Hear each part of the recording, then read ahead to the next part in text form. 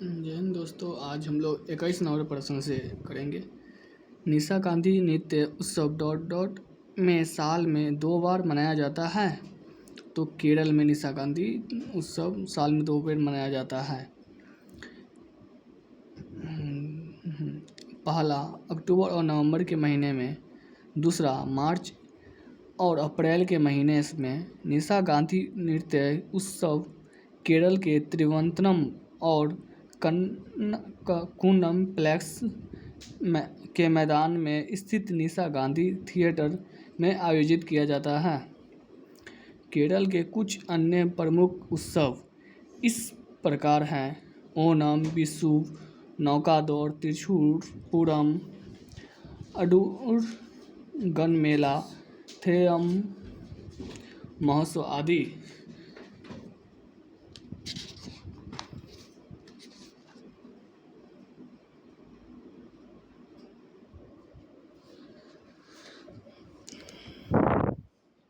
असम में बिहू त्यौहार भी साल में 2 बार मनाया जाता है, पहला अप्रैल में एवं दूसरा अक्टूबर में। नवरात्रि का त्यौहार भी वर्ष में 2 बार मनाया जाता है, पहला चैत्र रामनवमी, दूसरा शारदीय नवरात्रि। महामस्तक का अभिषेक जैनियों का एक प्रमुख उत्सव है जो प्रत्येक 12 वर्षों में एक बार मनाया जाता है।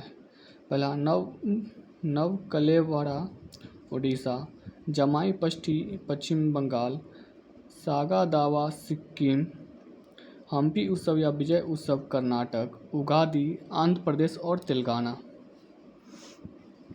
बिहार सरकार द्वारा इको टूरिज्म को बढ़ावा देने हेतु कन्वेंशन सेंटर कहाँ स्थापित किया जा रहा है?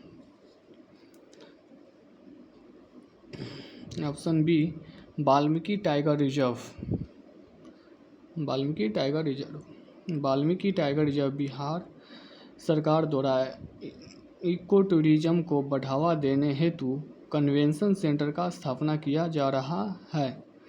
वाल्मीकि टाइगर रिजर्व पश्चिम चंपारण में स्थित है। वाल्मीकि टाइगर रिजर्व को वर्ष 1990 में आरंभ अभयारण्य का दर्जा दिया गया। वर्ष 1990 में अभयारण्य का दर्जा दिया गया। वाल्मीकि टाइगर रिजर्व देश का 18वां एवं बिहार का एकमात्र बाघ अभयारण्य है, टाइगर रिजर्व है। Ranthambore national park Rajasthan, Gautam Buddha wild life estuary गया बिहार, सरिस्का टाइगर रिजर्व राजस्थान। अब आते हैं प्रश्न संख्या 23 पे। प्रश्न संख्या 23, संविधान के किस अनुच्छेद के अंतर्गत बिहार उच्च न्यायालय को बंदी प्रत्यक्षीकरण की रीट जारी करने की शक्ति प्रदान करती है? आर्टिकल नंबर 226 सर्वोच्च उच्च न्यायालय को रीट जारी करने का आदेश देता है, यानी हाई कोर्ट को 226 के तहत, और सुप्रीम कोर्ट अनुच्छेद 32 के तहत। अनुच्छेद 226 के अंतर्गत बिहार न्यायालय राज्य क्षेत्रों के भीतर बंदी प्रत्यक्षीकरण, परमादेश, प्रतिषेध, अधिकार परीक्षा और उत्प्रेषण रीट जारी करती है। उल्लेखनीय है कि सर्वोच्च न्यायालय उपर्युक्त रीट अनुच्छेद 32 के तहत जारी करता है। उच्च न्यायालय को सर्वोच्च न्यायालय रीट जारी करने के शक्ति के मध्य अंतर देखिए। अगर हम लोग देखिए अनुच्छेद 32 और 226 जो कि हाई कोर्ट और सुप्रीम कोर्ट की चर्चा है, इसमें अगर किसी को अगर मौलिक अधिकार का हनन हो रहा है तो वो सुप्रीम कोर्ट से अच्छा वो हाई कोर्ट, यानी अपने स्टेट में जो हाई कोर्ट होगा उसमें कंप्लेन कर, उससे वो बहुत जल्दी या बहुत कड़ा एक्शन ले सकते हैं। उच्च न्यायालय और सर्वोच्च न्यायालय राज्य की सीमाओं के अंदर संपूर्ण देश में अन्य प्रयोजनों के लिए भी मूल अधिकारों के प्रवर्तक के अलावा संपूर्ण देश में केवल मूल अधिकारियों के प्रवर्तन के लिए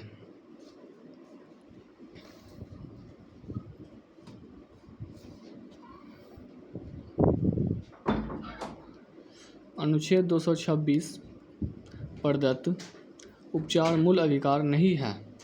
स्वयं और सुप्रीम कोर्ट में स्वयं में एक मूल अधिकार है।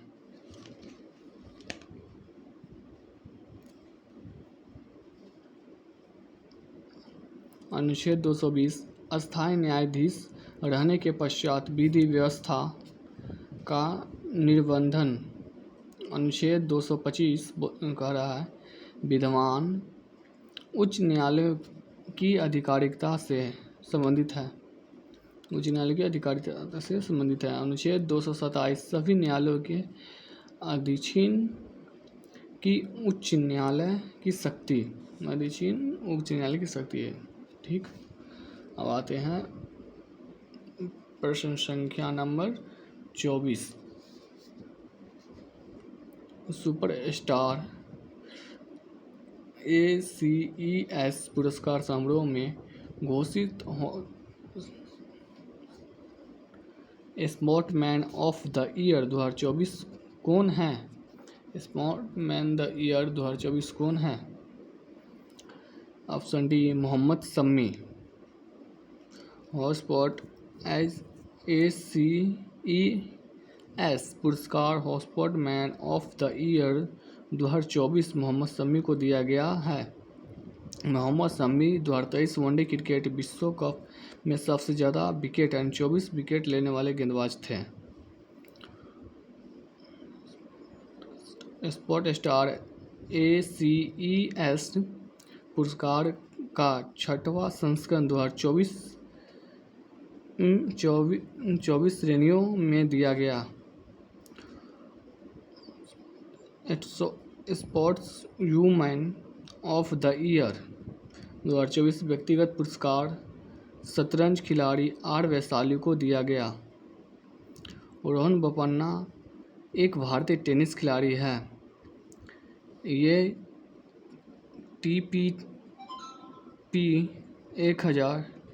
ADP 1000 मास्टर्स खिताब जीतने वाला सबसे उम्रदराज खिलाड़ी है। गौरव खन्ना एक भारतीय टेलीविज़न अभिनेता और मॉडल है। गौरव खन्ना। मेवालाल साहू एक भारतीय फुटबॉलर थे। हाल ही में रुद्रम द्वितीय मिसाइल का परीक्षण किया गया है। इस मिसाइल का मारक प्रकृति है हवा से सतह। रुद्रम द्वितीय मिसाइल हवा से सतह पर मार करने वाली एक हाइपरसोनिक मिसाइल है। यह एक एंटी रेडिएशन मिसाइल है जिससे भारतीय वायुसेना के सुखोई 30 MKI फाइटर जेट से लॉन्च किया गया था। रुद्रम द्वितीय मिसाइल का परीक्षण DRDO ने ओडिशा चंदीपुर तट पर किया और इसकी मारक क्षमता 300 किलोमीटर थी। रुद्रम द्वितीय मिसाइल की मारक क्षमता 300 किलोमीटर थी। DRDO के द्वारा लंबी दूरी के ग्लाइडम बम LRGB गौरव का पहला सफल परीक्षण किया गया। इसे हैदराबाद स्थित अनुसंधान केंद्र इमारत RCI द्वारा विकसित किया गया। ICR द्वारा विकसित किया गया। कौन सा मिसाइल? तो ग्लाइम बम LRGB ये गौरव का पहला सफल किया गया। ठीक, चेन्नई स्थित अग्निकुल कॉस्मोस ने दुनिया का पहला 3D प्रिंटेड रॉकेट अग्निबाण को आंध्र प्रदेश के श्रीहरिकोटा में सफलतापूर्वक परीक्षित किया।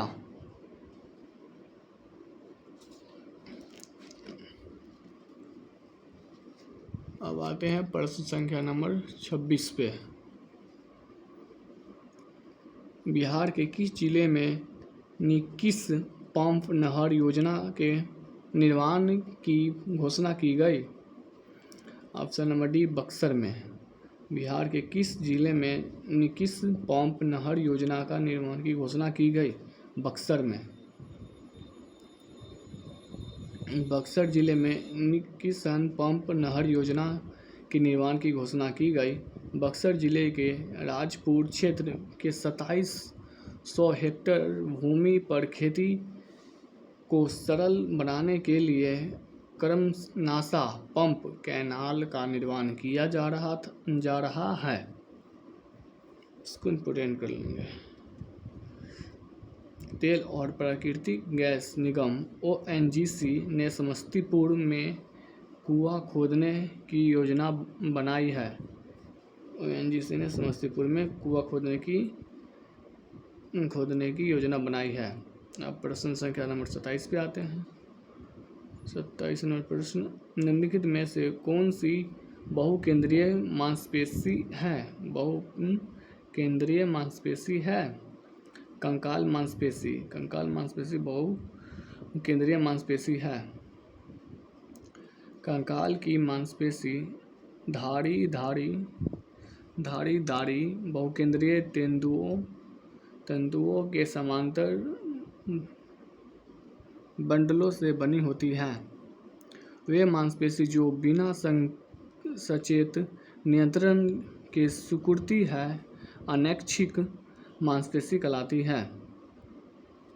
वे मांसपेशी जो बिना सचेत नियंत्रण के सिकुड़ती है अनैच्छिक मांसपेशी कहलाती है। उदाहरण, हृदय की मांसपेशियाँ। सबसे मजबूत मांसपेशियाँ जबड़े की होती है। हृदय की मांसपेशियाँ बेलनाकार, शाखित और एकल केंद्रक होती हैं। हृदय की पेशियाँ बेलनाकार, शाखित और एकल केंद्रक होती हैं। पेशियाँ रेखित, आरेखित एवं हृदय की 3 प्रकार की होती है। पेशियाँ रेखित, आरेखित एवं हृदय 3 प्रकार की होती है। मानव शरीर में 639 मांसपेशियाँ पाई जाती है। मानव शरीर में 639 मांसपेशियाँ पाई जाती हैं। आरेखित या अनैच्छिक पेशी, इनका संकुचन इच्छाधीन नहीं होता, जैसे आइस, विषम, मूत्राशय तथा रक्तवाहिनियाँ।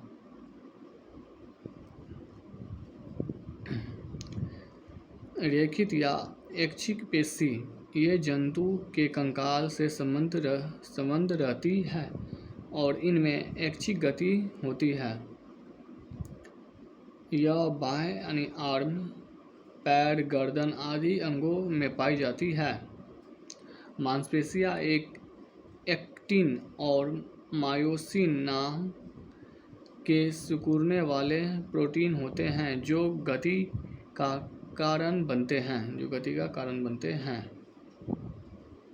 मांसपेशियों में एक्टिन और मायोसिन नामक सिकुड़ने वाले प्रोटीन होते हैं जो गति का कारण बनते हैं। प्रश्न संख्या नंबर 28।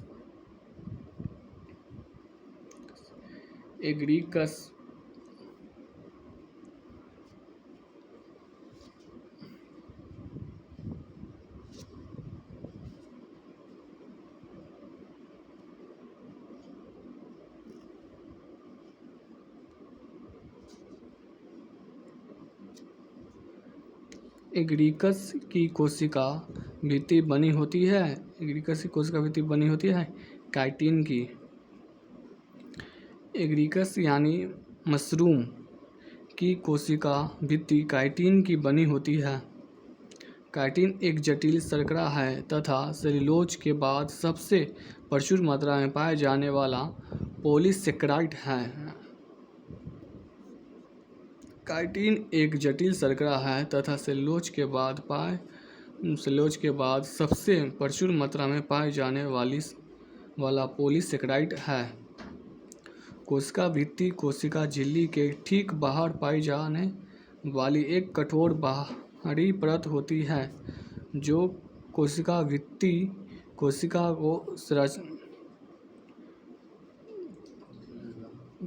को संरचनात्मक सहायता, आकार और सुरक्षा प्रदान करती है। कोशिका भित्ति पादप जीवाणु और कवक की कोशिकाओं में पाई जाती है। जंतु कोशिकाओं में कोशिका भित्ति नहीं पाई जाती है। ये तो बात पता ही होगी।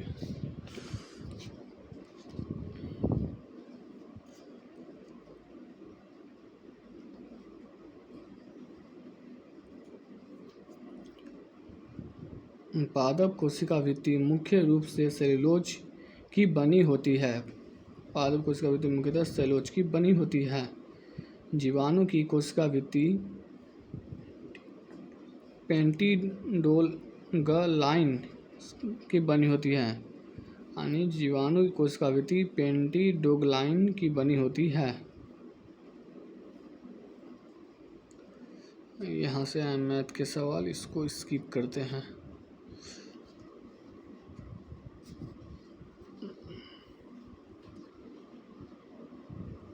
आते हैं प्रश्न संख्या 31। प्रगति 2024 पहल किस क्षेत्र में सहयोगात्मक अनुसंधान और नवाचार बढ़ाने के लिए केंद्रित है? ऑप्शन सी आयुर्वेद की तरफ। प्रगति 2024 आयुर्वेद के क्षेत्र में सहयोगात्मक अनुसंधान और नवाचार को बढ़ावा देने के लिए केंद्रित है। प्रगति 2024 केंद्रीय आयुर्वेदिक विज्ञान अनुसंधान परिषद CCRAS की एक पहल है। प्रगति 2024 का उद्देश्य अनुसंधान के अवसरों का पता लगाना और CCRAS और आयुर्वेद दवा उद्योग के बीच सहयोग को बढ़ावा देना। CCRAS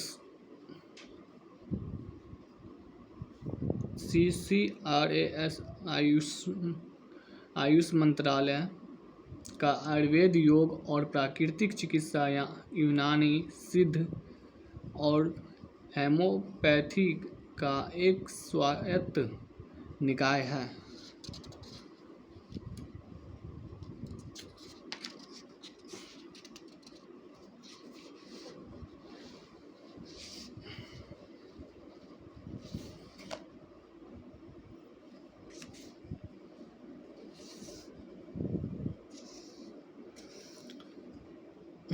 पहल उद्देश्य संबंधित मंत्रालय जो कि 23-24 का है। ए हेल्प पहल महिलाओं को स्वास्थ्य और पशुपालन उत्पादन के विस्तार के लिए मान्यता प्राप्त एजेंट के रूप में शामिल कर उन्हें सशक्त बनाना। संबंधित मंत्रालय मत्स्य पालन, पशुपालन एवं डेयरी मंत्रालय और ग्रामीण विकास मंत्रालय की संयुक्त पहल। अग्नि पहल अग्नि आयुर्वेद ज्ञान नैपुण्य पहल आयुर्वेद की व्यवहारिक प्रथाओं के वैज्ञानिक सत्यापन के साथ मुख्य धारा में लाना। केंद्रीय आयुर्वेदिक विज्ञान अनुसंधान परिषद आयुष मंत्रालय। 75/25 पहल रक्तचाप तथा मधुमेह पीड़ित लोगों के स्वास्थ्य संबंधित। केंद्रीय स्वास्थ्य मंत्रालय। मेडेक पहल एक ऐसा मंच जो युवा प्रतिभाओं को उनके शोध, ज्ञान, तर्क आदि को अंतिम रूप से नियामक मंजूरी दिलाने में मदद करेगा। स्वास्थ्य एवं परिवार कल्याण मंत्रालय। मेरा घर मेरी धरोहर पहल भारत के राज्यों और केंद्र शासित प्रदेशों के गांवों का एक वर्चुअली सांस्कृतिक मानचित्र करना। केंद्रीय गृह मंत्रालय द्वारा संस्कृति मंत्रालय के तहत शुरू। महत्वपूर्ण तथ्य: केंद्रीय योजना, कार्यक्रम या अभियान। योजना: पीएम सूर्य घर मुफ्त बिजली योजना 13 फरवरी 2024। पीएम किसान सम्मान निधि योजना 24 फरवरी 2019। प्रधानमंत्री उज्ज्वल योजना 1 मई 2016। प्रधानमंत्री जन धन योजना 28 अगस्त 2014। मिशन इंद्रधनुष योजना 15 अगस्त 2024। मिशन इंद्रधनुष योजना 15 अगस्त 2024। पीएम सूर्य घर मुफ्त बिजली योजना 13 फरवरी 2024। पीएम किसान सम्मान निधि योजना 24 फरवरी 2019। प्रधानमंत्री उज्ज्वल योजना 1 मई 2016। प्रधानमंत्री जन धन योजना 28 अगस्त 2014। मिशन इंद्रधनुष योजना 15 दिसंबर 2014।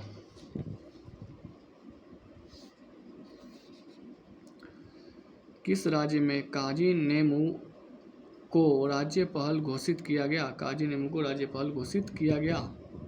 Option number B, Assam. Assam राज्य में काजी नेमू यानी साइट्रस लीमोन को राज्य फल घोषित किया गया।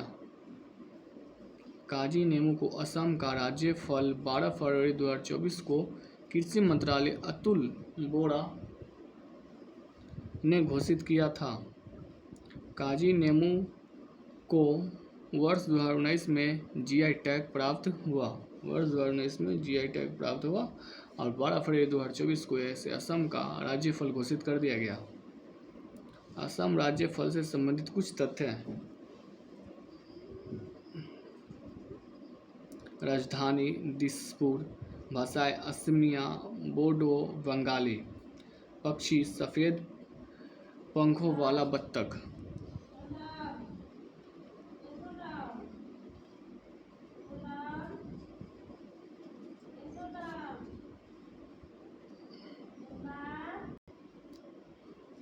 पुष्प फास्ट फॉक्सटेल आर्किड। उच्च न्यायालय, गुवाहाटी उच्च न्यायालय।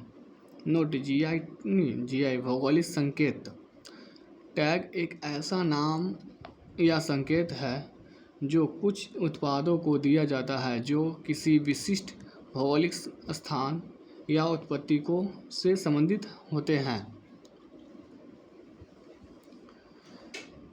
कुछ राज्य एवं राजकीय फल: त्रिपुरा का रानी अनानास, सिक्किम मंदारिन संतरा, हिमाचल प्रदेश सेब, उत्तराखंड का फल जंगली फल, गुजरात ड्रैगन फ्रूट, नया नाम कमलम, मध्य प्रदेश के आम।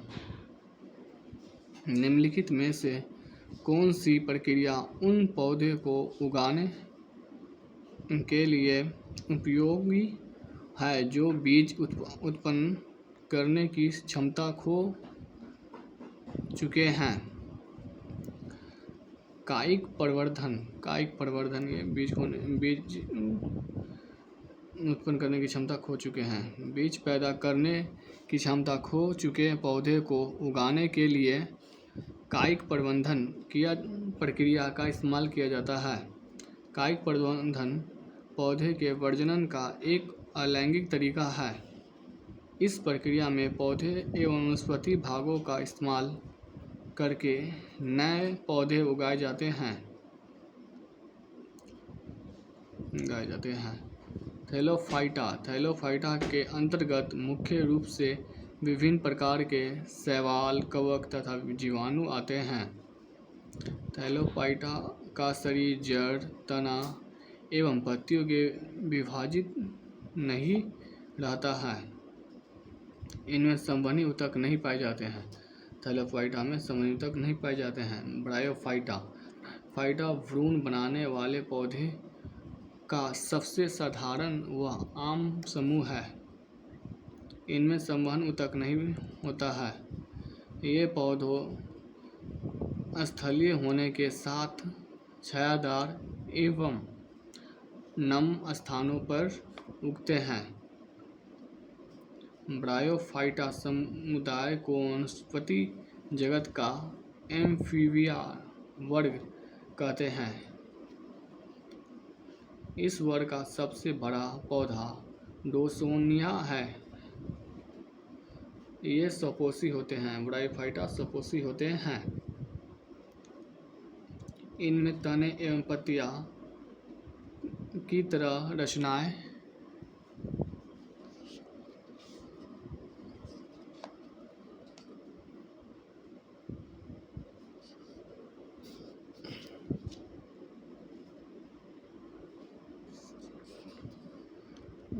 इनमें तने एवं पत्तियां की तरह रचनाएं मिलती है।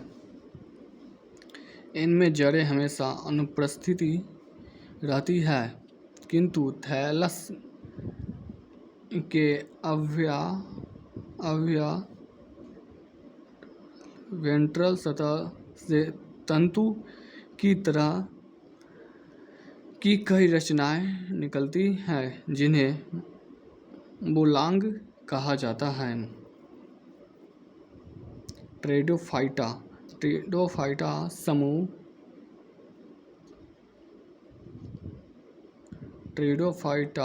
समूह में उन पादपों को सम्मिलित किया गया जिनमें संवहनी ऊतक पाए जाते हैं।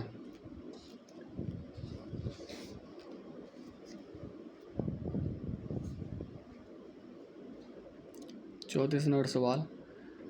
नगण्य बीज इनमें मिलते हैं। नगण्य बीज इनमें मिलते हैं।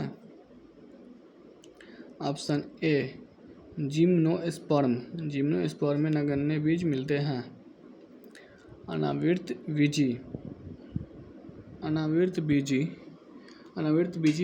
बीजी पौधे का वह सब फाइलम है जिसके अंतर्गत वे पौधे आते हैं जिनमें नगण्य बीज आते हैं, अर्थात बीजांड, तथा उनसे विकसित बीज किसी खोल या फल में बंद नहीं होते। अनावृत बीजी वाला, ठीक। इनमें अंडाशय का पूर्ण अभाव होता है। अनावृत बीजी में अंडाशय का पूर्ण अभाव होता है। ट्रेडोफाइटा इस अभी जस्ट पढ़े हैं। इस प्रभाग में अपुष्पोद्भिक पौधे को रखा जाता है। इस उप प्रभाग के सदस्यों में जल एवं खनिज लवण के संवहन हेतु संवहन ऊतक पाए जाते हैं। इनका शरीर जड़, तना एवं पत्ती में विभाजित रहता है। इनमें पुष्प और बीज का निर्माण नहीं होता। इनमें बीजाणु धानियों में उत्पन्न होते हैं। इन पौधे के जाइगोट में जाइगोस्पोर का निर्माण होता है। अनावृत बीजी इस उप प्रभाग के अंतर्गत उन पौधों को सम्मिलित किया गया है जिसमें बीज सदैव फल के अंदर होते हैं। ये शाक, झाड़ियों तथा वृक्ष तीनों प्रकार के होते हैं। इनमें प्रजनन अंग पुष्प होते हैं। प्रजनन अंग पुष्प होता है। ये सामान्यतः स्थलीय पौधे होते हैं, लेकिन कुछ पौधे जल में भी पाए जाते हैं। सामान्यतः स्थलीय पौधे होते हैं, कुछ पौधे जल में भी पाए जाते हैं। इनमें संवहन तंत्र अति विकसित होता है। अच्छा, 35 पूरा देते हैं।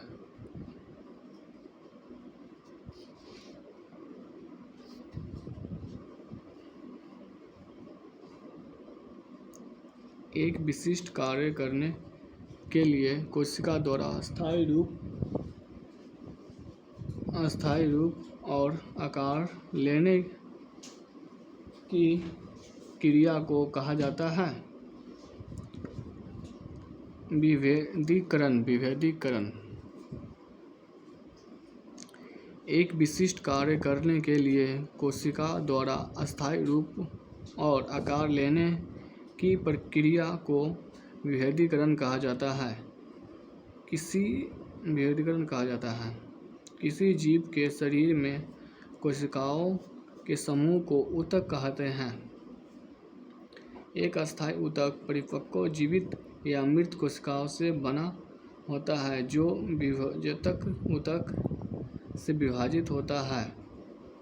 विभेद प्रक्रिया विभिन्न प्रकार के अस्थायी ऊतकों के विकास का कारण बनती है। विभेद वह प्रक्रिया है जिसमें जड़ और प्रोह शीर्ष विभोजक और कैम्बियम विशिष्ट कार्य करने के लिए परिपक्व होते हैं। इस प्रक्रिया में पादप कोशिका के भीतर बहुत से संरचनात्मक परिवर्तन होते हैं। विभेदन एक कोशिका विभेदन प्रक्रिया के माध्यम से विभाजित होने की अपनी क्षमता को पुनः प्राप्त कर सकती है।